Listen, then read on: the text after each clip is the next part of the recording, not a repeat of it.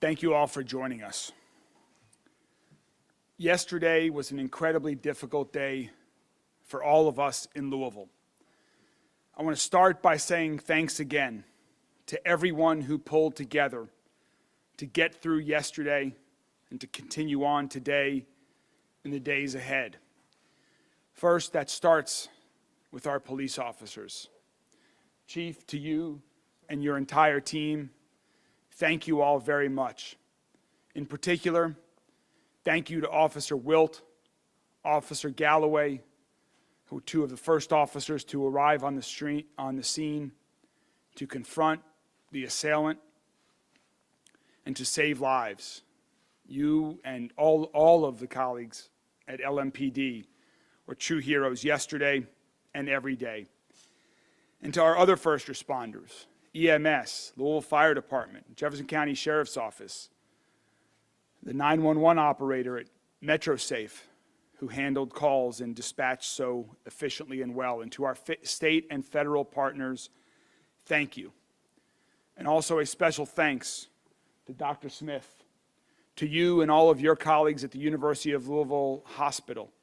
Thank you for saving lives yesterday and for saving lives every day.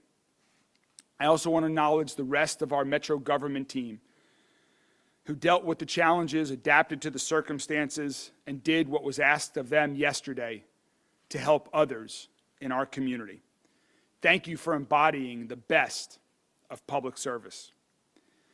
As we talk about what's happened since yesterday, I have to acknowledge the painful fact that this awful act of violence at Old National yesterday has taken another life.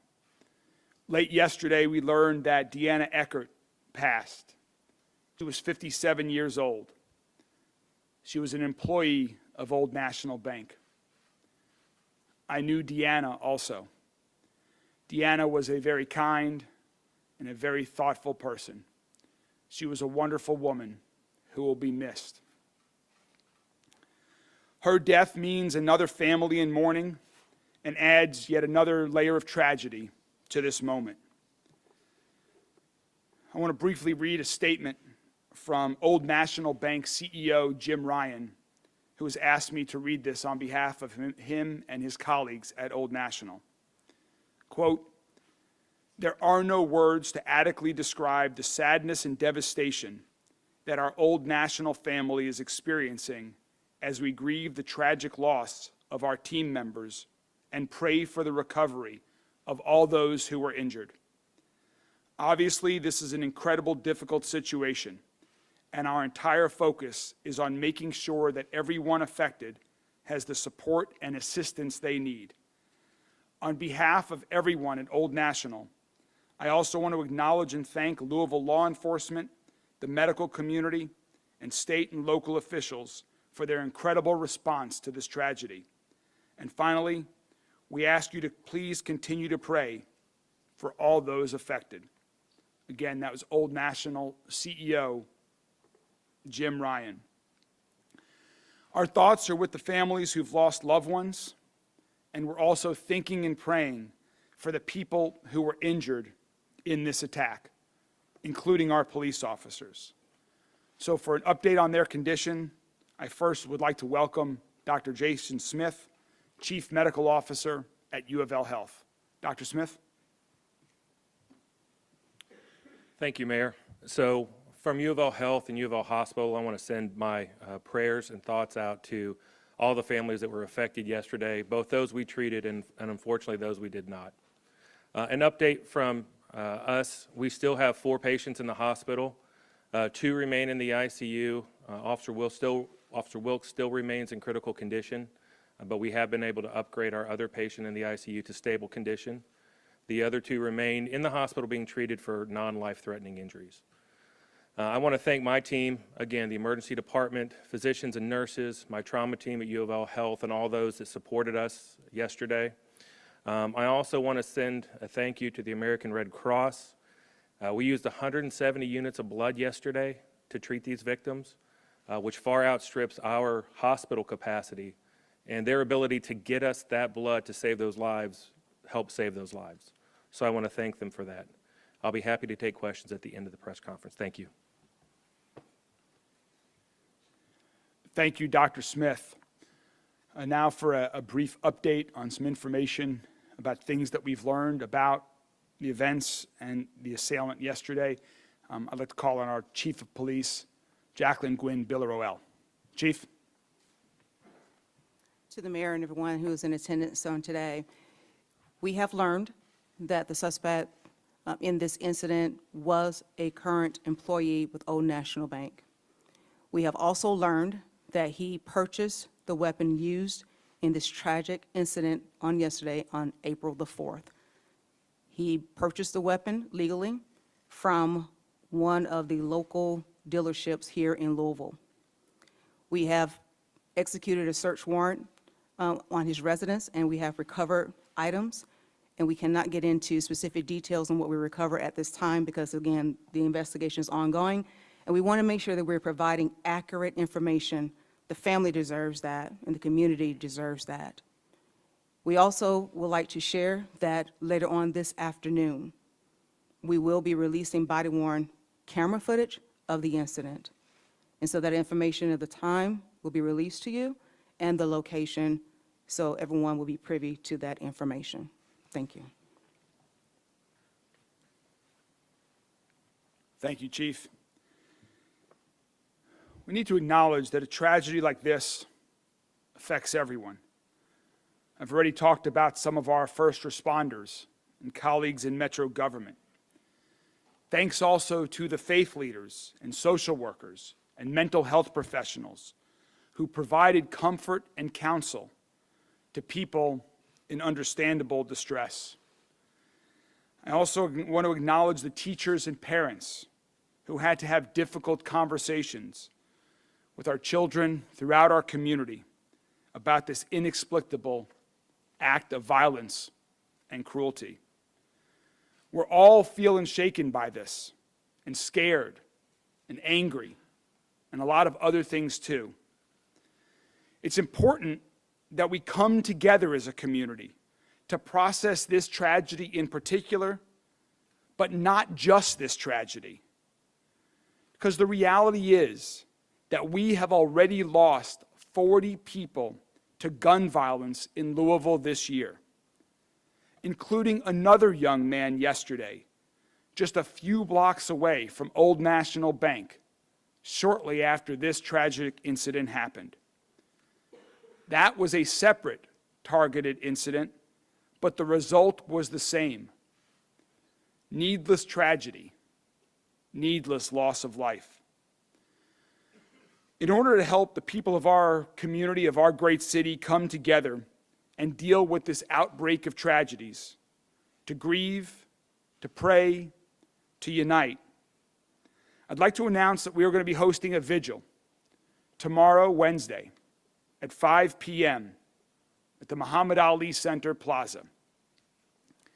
This vigil will be to acknowledge the wounds, physical and emotional, that gun violence leaves behind. It will be an interfaith opportunity for our entire community to come together, to grieve, to heal, to begin to move forward. We also know that Wednesday is a night of worship for many across our city. And so, working with Paul Callanan and his colleagues at the Office of Safe and Healthy Neighborhood, we will be having grief counselors at over a dozen churches throughout our city that have regularly scheduled worship on Wednesday evenings as well. We invite the entire community to join us at the Muhammad Ali Center tomorrow at 5 p.m. And also, if you prefer to worship on your own, again, we will be providing some grief counselors, and we'll have a list of those churches where members of Office of Safe and Healthy Neighborhood will be located by mid-afternoon today. And I want to thank the Muhammad Ali Center for hosting this vigil on such short notice. One really loving thing in the midst of this tragedy has been the sheer number of people locally and around the world who've shown such love and support for our city. It means a lot to my wife, Rachel, and I, we are deeply grateful on behalf of everyone in Louisville for those who have reached out from beyond and within our city borders. There are so many people who want to do something, who have offered to help, who see this nightmare unfold and want to make it better somehow.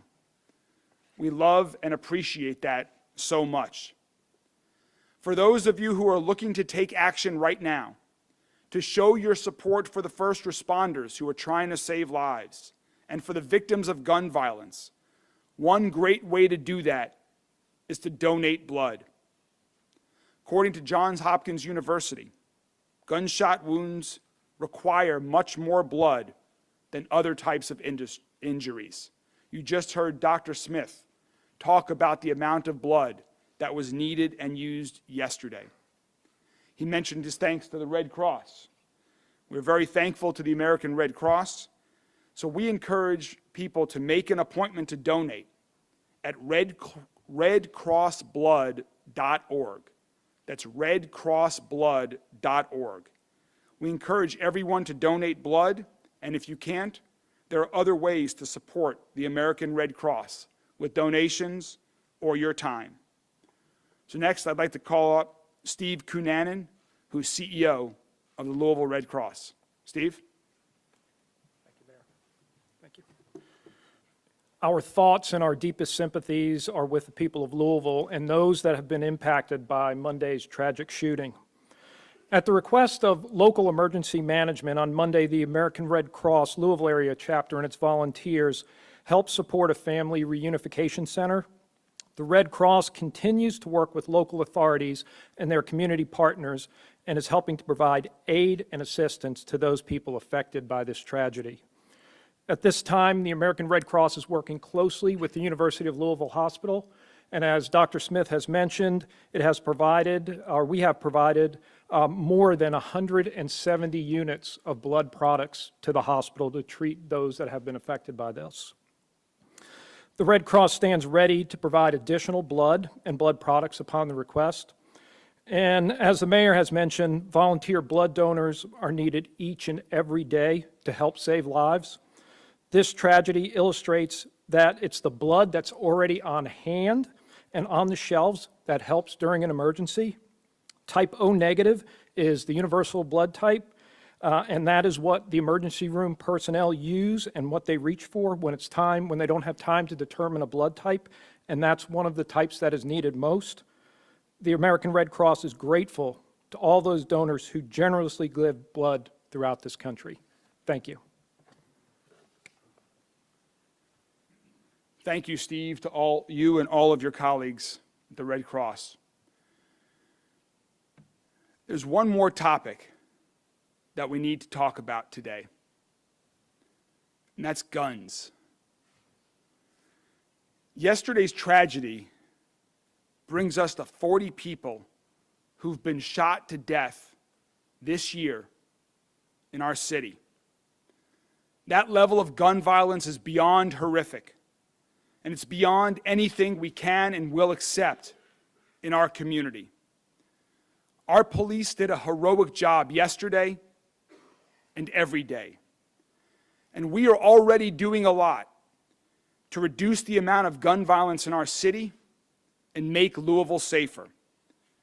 We're investing in neighborhoods and in people who have been overlooked for generations, so every child has an opportunity to succeed and pursue their hopes and dreams.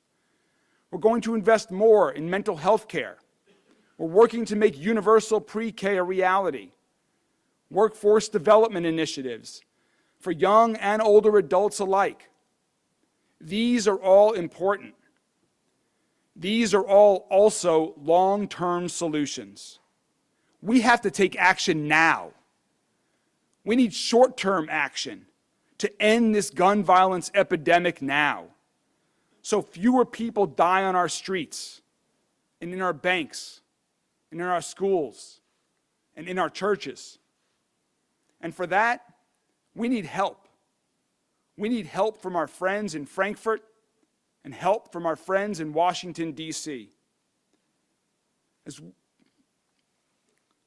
This isn't about partisan politics. This is about life and death. This is about preventing tragedies. You may think this will never happen to you, never happen to any of your friends or loved ones. I used to think that. The sad truth is that now no one in our city, no one in our state, no one in our country has that luxury anymore. Last year, I survived a workplace shooting. And now yesterday, I've lost a very close friend in another workplace shooting. 5 more families have lost a loved one. It has happened in Louisville. It could happen in Paducah, in Pikeville, or in Covington. This is happening in America everywhere and will keep happening until we say enough and take meaningful action. Congressman McGarvey will talk about some things at the federal level. So I'll address what we can do at the state level.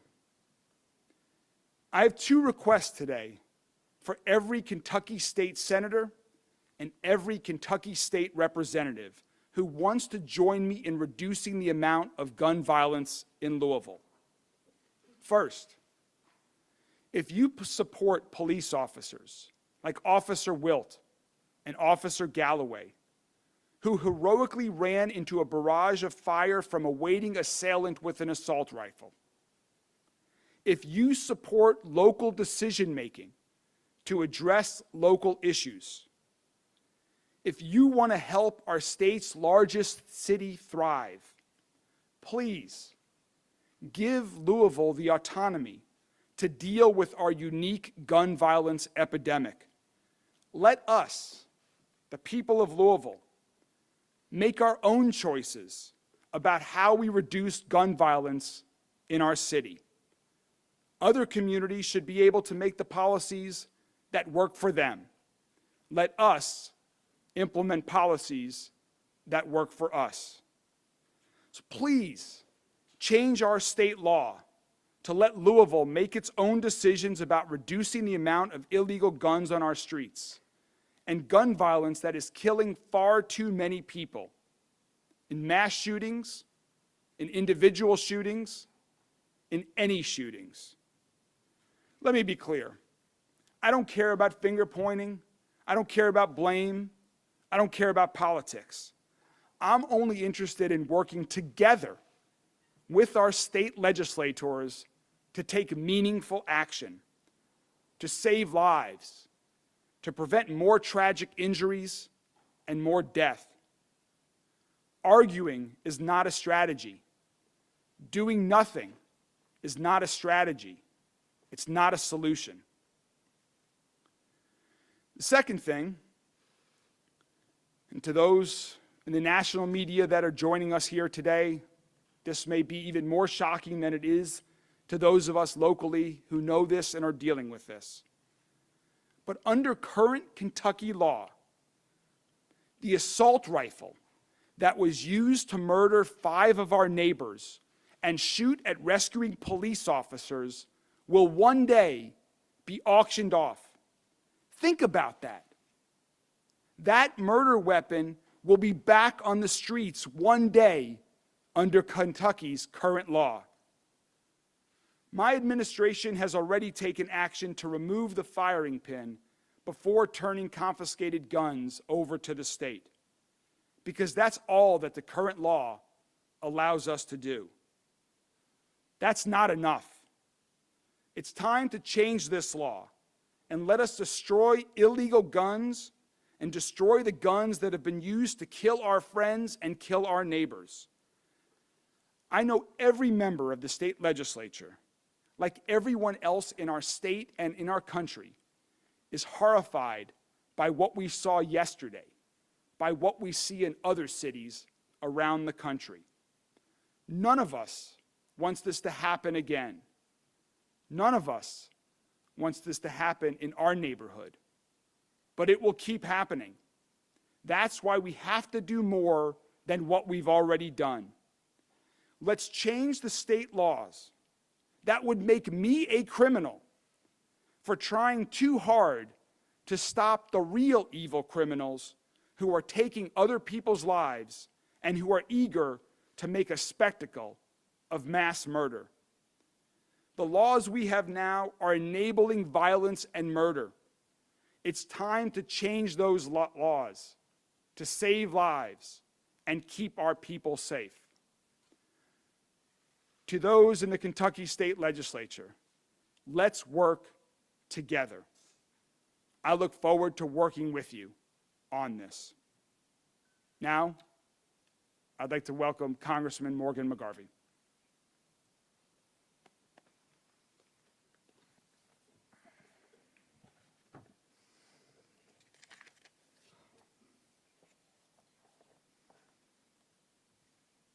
Morning. Thank you to Mayor Greenberg and your team, Rachel, for your leadership through this. I'm not here today simply as a congressman. I am a lifelong Louisvillian, born and raised here, and my heart hurts. I got the call yesterday when I was in Washington, D.C., and we didn't know exactly what had happened yet, but you got that feeling of dread, that something's wrong, that this isn't normal. And then more information starts coming out, and the heartbreak begins, and the names start coming out, and we know them, and they're friends, because this is Louisville, Kentucky, the biggest small town in America. We call it Louisville Village because really and truly everybody knows everybody. We are not 7 degrees of separation from people in Louisville. We are 1 degree of separation from people in Louisville. When we ask you, what school did you go to? We mean high school. I went to Manual High School. My mom went to Wagner High School. Louisville is my home. And we are hurting. This is an unimaginable tragedy for our community. As Mayor Greenberg mentioned, Deanna Eckert passed away last night, a truly lovely woman. Jim Tutt is no longer with us. Josh Barrick is no longer with us. The woman who was the maid of honor in our wedding and for whom we are the godparents of 2 of their children, called me yesterday from the Barrick's house and said, "I'm with Jessica Barrick. She hasn't heard from her husband. Can you find out if he's alive?" I called LMPD, and as they did everything yesterday, were quick in their response. I had to call back and say, I cannot confirm anything, but he is not on the list of survivors. And she had to tell their 2 small children that their father would never come home from work. Juliana Farmer is no longer with us. Tommy Elliott, my friend, is no longer with us. Because it's Louisville, I didn't just know Tommy, I knew Tommy well. His wife even worked with my wife for a time at a company here in town. Their lives have been forever changed. The people who knew them are forever changed. Our community is forever changed. I am so grateful to the quick response of the Louisville Metro Police Department. Chief, your team was incredible yesterday. To run headfirst into that gunfire, without question, saved lives. It also changed lives. Officer Wilt, as we know, is fighting right now after being struck in the head by an AR-15 round on his 4th ever shift as a police officer. To the team at U of L, thank you, Dr. Smith. Again, this is the collateral damage of gun violence. Every person who touched these victims and these officers had to deal with this trauma and will have to process this trauma in their own way. Thank you also to all of our first responders, the Louisville Fire Department, our emergency medical technicians, to the FBI, to the ATF, to everyone who is involved. Continue to pray for the people recovering. They need it, and we want it. Today and in the weeks ahead, we are grieving. We are hurting. We are heartbroken. We are despondent. But we are Louisvillians. And that same close-knit community that creates this heartbreak will knit together the strength that brings us back. I'm proud of the mayor and his team for the job they've done. I've talked with the governor. I've also worked with federal authorities, talking with Secretary Mayorkas at Homeland Security and the Vice President of the United States. They are sending additional resources to Louisville, including counseling resources. Unfortunately, this is not the first, second, or third time an incident like this has happened in our country. They know what to do, and they're going to be helping us out. I will continue with our federal and local officials to mobilize the resources we need, working with our police departments, our faith leaders, our city and state leaders to make sure that our city receives what it needs to begin healing. And we need to take this grief and turn it into action. I am a person of faith. I was raised in the church. We've raised our kids in the church. Please, if you are a person of faith and you want to give us your thoughts and your prayers, we want them and we need them. Our community is hurting. But we need policies in place that will keep this from happening again, so that thoughts and prayers do not have to be offered to yet another community ripped apart by the savage violence coming from guns. Look at what's happening. I had somebody tell me the other day, don't make this political. Fine, don't make this political. People's lives aren't political. Public safety isn't political. Put those policies in place that put people first. People over guns, kids over guns, public safety over guns. Because that is what we need to address this problem. I'm an optimist. Maybe to be a Democrat in Kentucky, you have to be. But I have seen us come together in the state legislature where I served before being elected to Congress, working with some of my conservative colleagues to introduce crisis aversion rights retention laws that would help temporarily remove firearms from people in crisis. This investigation is dynamic, it is ongoing. But we know this shooter purchased an AR-15 rifle on April 4th. We know he left a note. We know he texted or called at least one person to let them know he was suicidal and contemplating harm. But we don't have the tools on the books to deal with someone who is an imminent danger to themselves or to others. We can do this. We can come together at the federal level, working with each other to solve this problem, which is impacting all of us in a uniquely American way.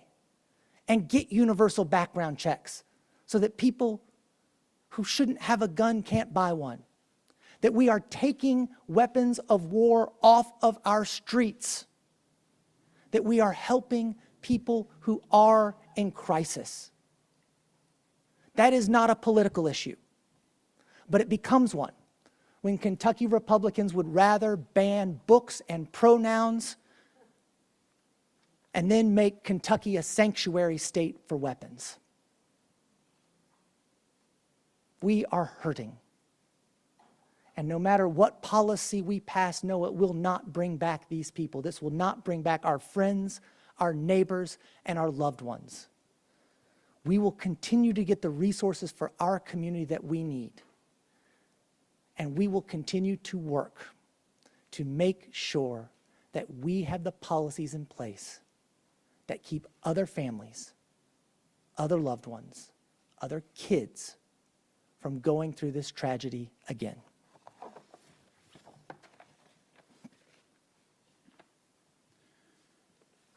Thank you, Congressman McGarvey. Dr. Smith, the chief, Congressman, myself, we're available to take some questions from the media, and because we have many people joining us that we don't typically see, if you could please just let us know what your outlet is as we call on you. Yes.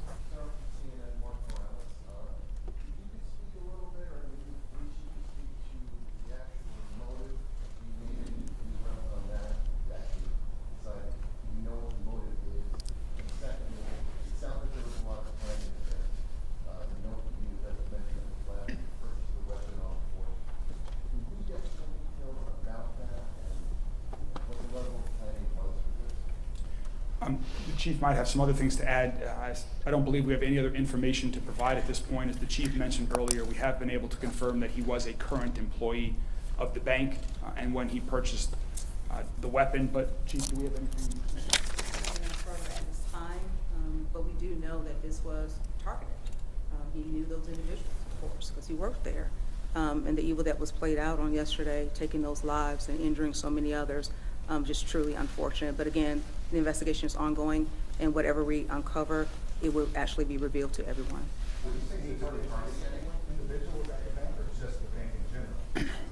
We don't have an answer to that yet, Mark. We don't know.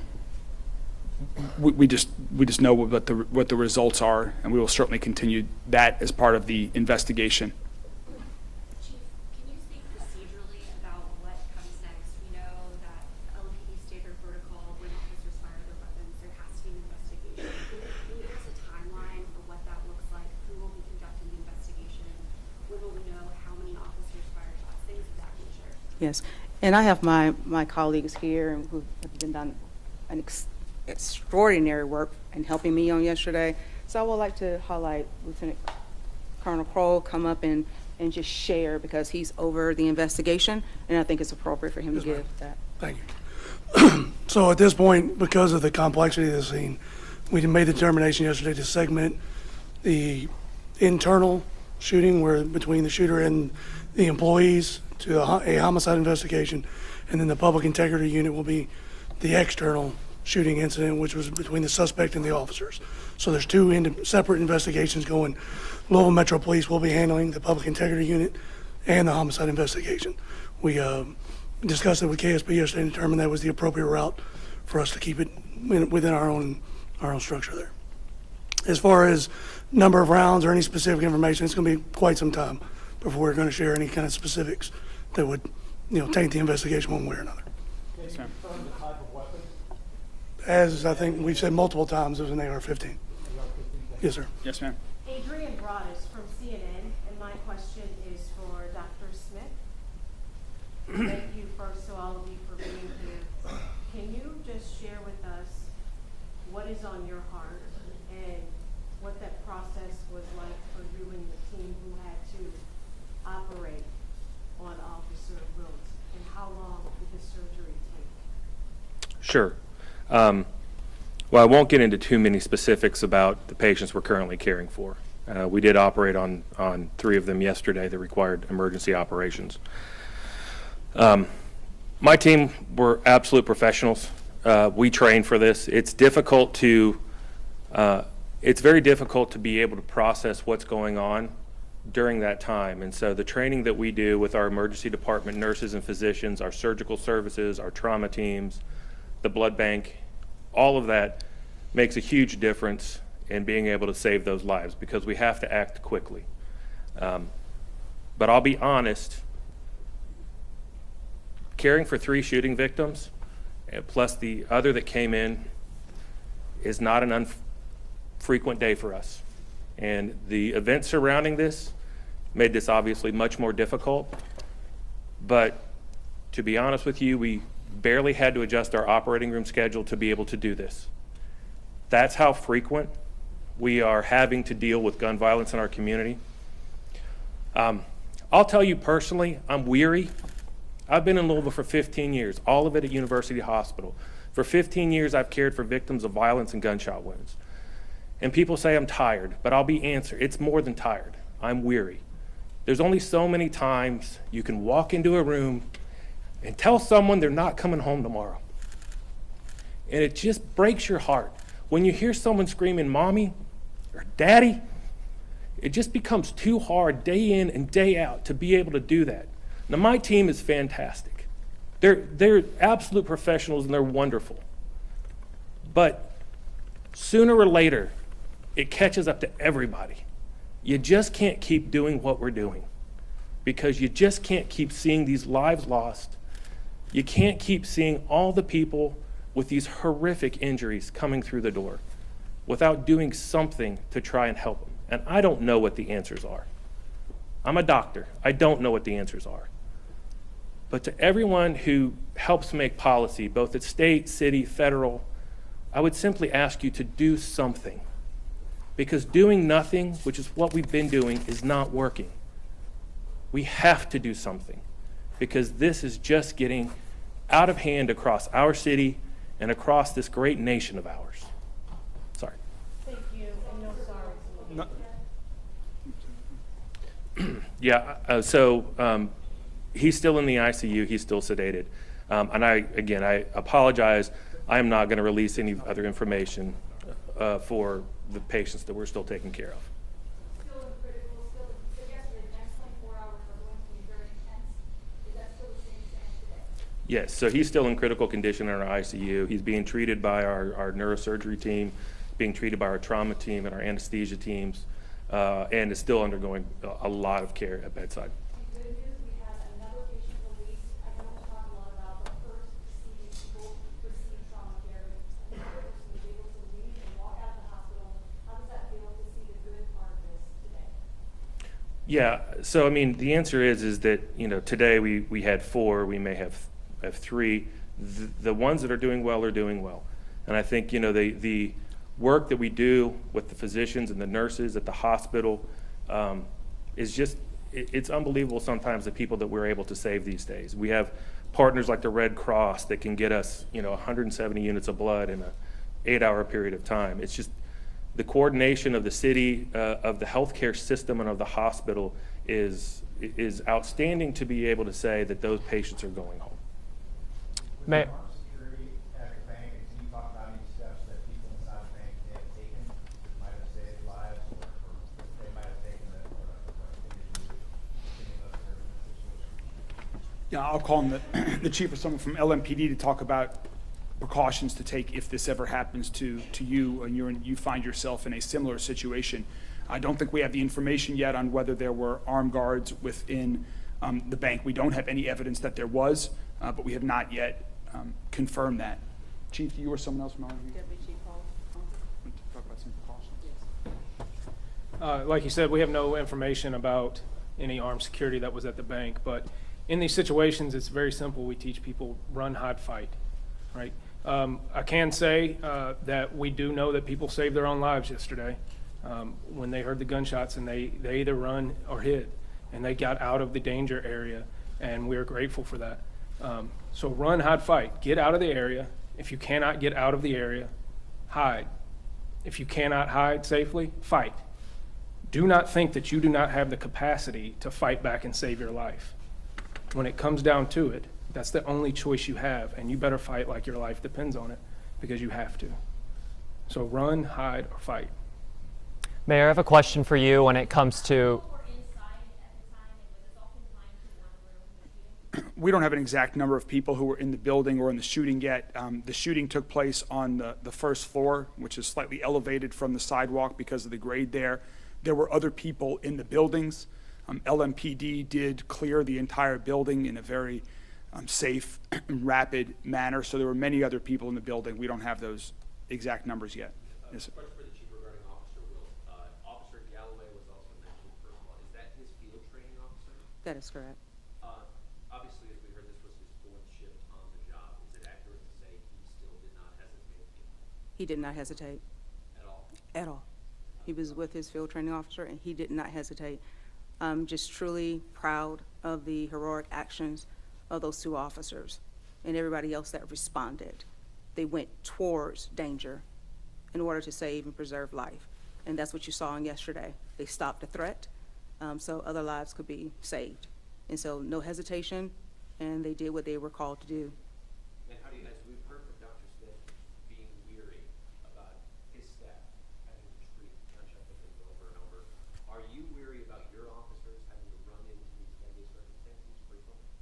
I'm not wary at this point as to what my officers are going to do because they've been standing up. They're still engaged. They're still serving the city. I'm weary that we're dealing with the violence, but I'm not weary that my officers are going to lay down and stop doing what they are told and trained to do. And they looked at me and they were truly amazed at how everybody came together. And one of the questions I asked them on yesterday, I said, if we don't go, who will? And they all nodded that they're going. And so we'll continue to go because the citizens of this great city depends on us.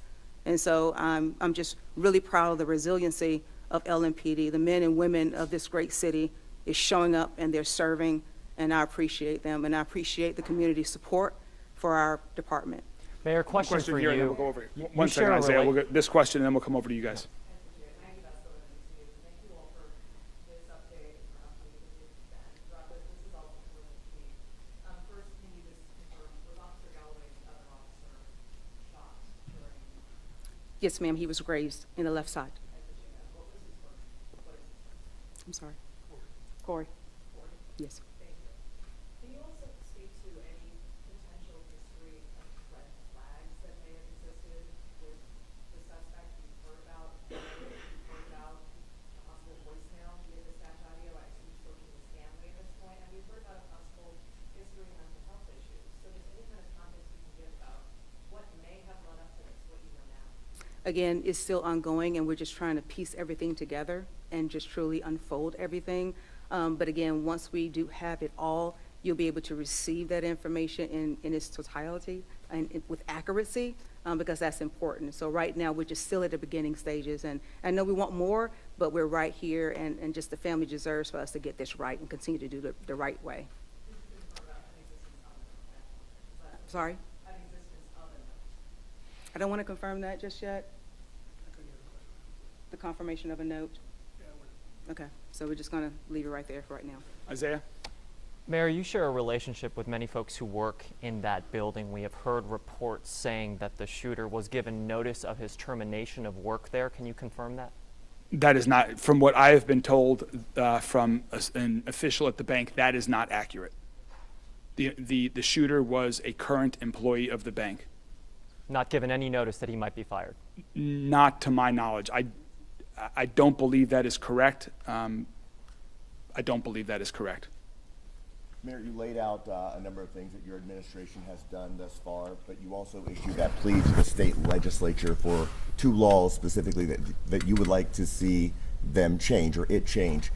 With that said, do you feel at this point that your administration or this government has done all it can to address the gun violence issue, and now the state legislature is essentially the only agency that can come in and change these laws to allow you to go further? We're going to continue to keep trying. We've been doing a lot. We've started to do things that had not been previously done, both in terms of short-term action with respect to reducing the amount of illegal guns on our street and long-term investments in people and neighborhoods. And we're going to keep trying. We're working with our partners on the Metro Council, who I know are very supportive of a lot of what we're talking about here, because like me, they care about our city today and they care about our city tomorrow. But one way we can do more is with the help of the state legislators. And that's why I'm reaching out to all of them today, and will continue in the days and weeks and months ahead, is to help us, give us more tools in our toolbox to address this unique gun violence epidemic that we have in Louisville in a way that the members of the Metro Council and our administration and the people of Louisville feel is most appropriate to keep our city safe. Do you want to see a special session? I'm not calling for a special session at this time. I want to have conversations. I want to work on a plan, and I want to work on getting that implemented as fast as possible, and we can figure out those details later. I have a question for Dr. Smith.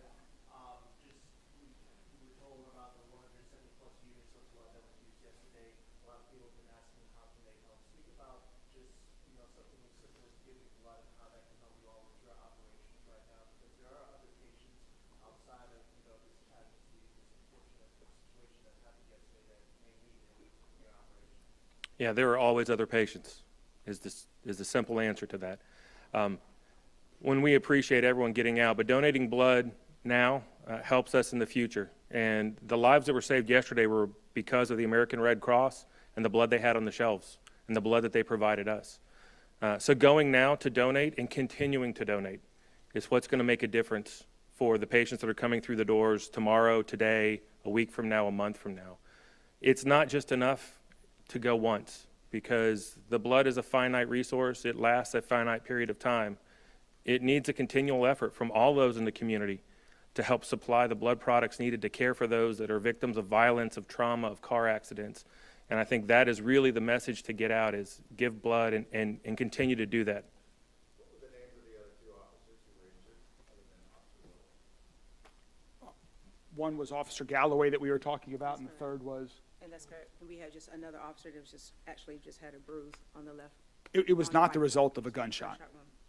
The third officer was injured in the response, but not as the result of a gunshot. Tara? 2 lines of letters were issued this morning for Dow Chemical and Echo America emergency testing. I wondered if that was in response to what happened yesterday, or if these are standard tests that are done. I'm not aware of anything in relation to that, so I don't have any information on that. Yes, ma'am. No. In the blue.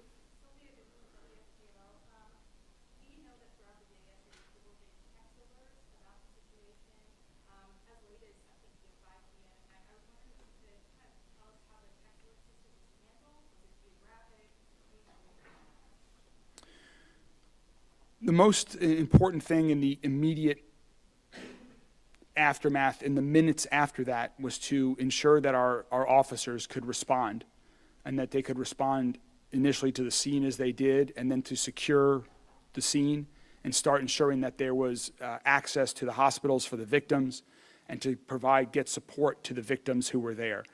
That was the immediate focus, and so shortly after the shooting, an alert was sent out to encourage people to avoid that area. I understand that was well after the situation.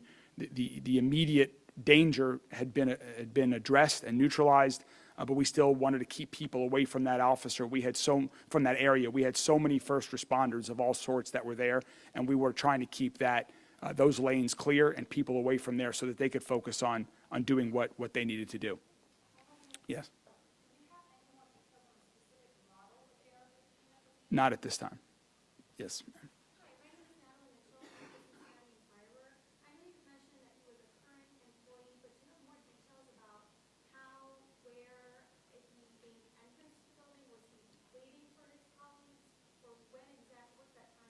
He was a current employee who worked in that building, so he had access to the building as a result of being an employee in that building. Do we know if the shooter was armed with multiple weapons or just an AR, and do we have an idea of how many rounds he was able to discharge in a short period? Okay. This question is how many more use the police and how many use all corner.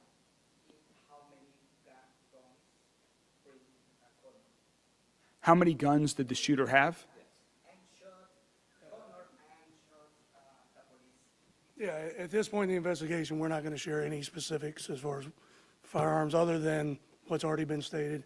How many rounds were fired, how many people involved. It's premature for us to have that discussion. We're still gathering the information, and even what we think we know right now, it would be premature to hang our hat and say this is 100% what happened, because it is still ongoing.